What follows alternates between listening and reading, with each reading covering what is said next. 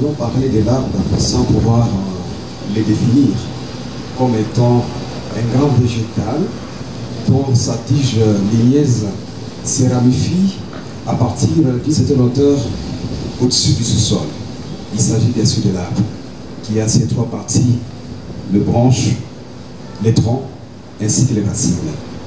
Alors pour revenir à notre thème, il est de notre intérêt de mettre en valeur et de conserver les terres forestières, les espaces verts, non seulement pour leur aspect esthétique, surtout pour les raisons écologiques, économiques et sociales.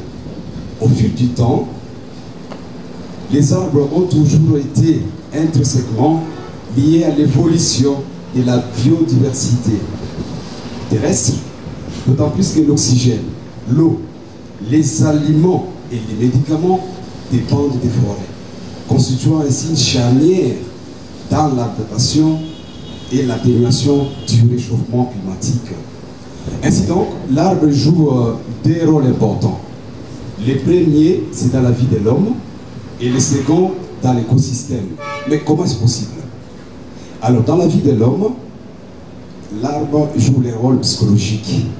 L'arbre renforce l'attention spontanée et détend les systèmes sensoriels.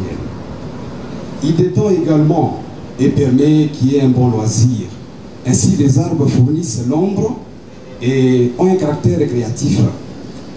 L'arbre également joue le rôle d'isolation phonique ou des bruits.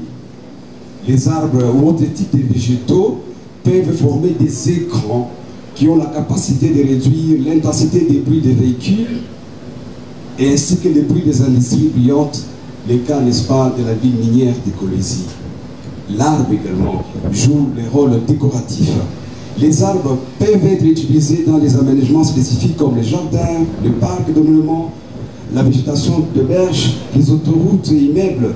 D'ailleurs, avec la coordination provinciale de l'environnement, un expert a pu identifier les espèces d'arbres que nous pouvons planter dans les projets lancés par son Excellence Madame le Gouverneur, la révolution de la modernité du nouveau quartier RBA. Est-ce que nous ne pouvons pas applaudir pour cette vision?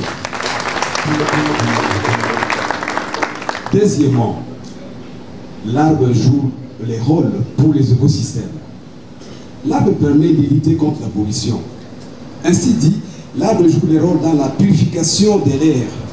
L'arbre absorbe et neutralise, n'est-ce pas, de nombreux polluants gazeux, soit un dioxyde de soufre. L'arbre suture de l'atmosphère les CO2 ou les dioxydes de carbone.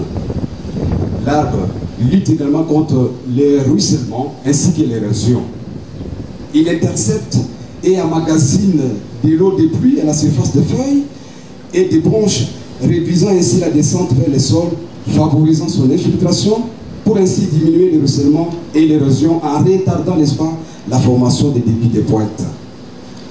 Notons par ailleurs que l'activité anthropique ou de l'homme est à la base de la destruction, n'est-ce pas, des forêts.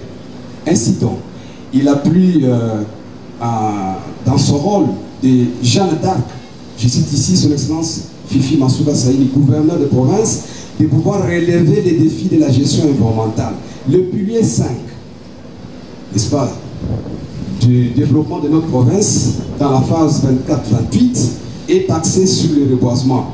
A-t-elle mentionné aussi son souhait ou sa vision de faire de la province une province solution, n'est-ce pas? Ne pouvons-nous pas applaudir pour cette vision?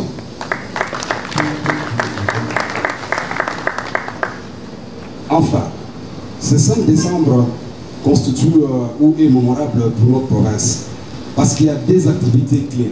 La première est le lancement de la plantation d'arbres à espèces appropriées dans les quartiers urbanisés, les cas d'RVA, mais aussi le lancement de l'opération de reboisement sur les sites forestiers de Ngozo que nous aurons à visiter.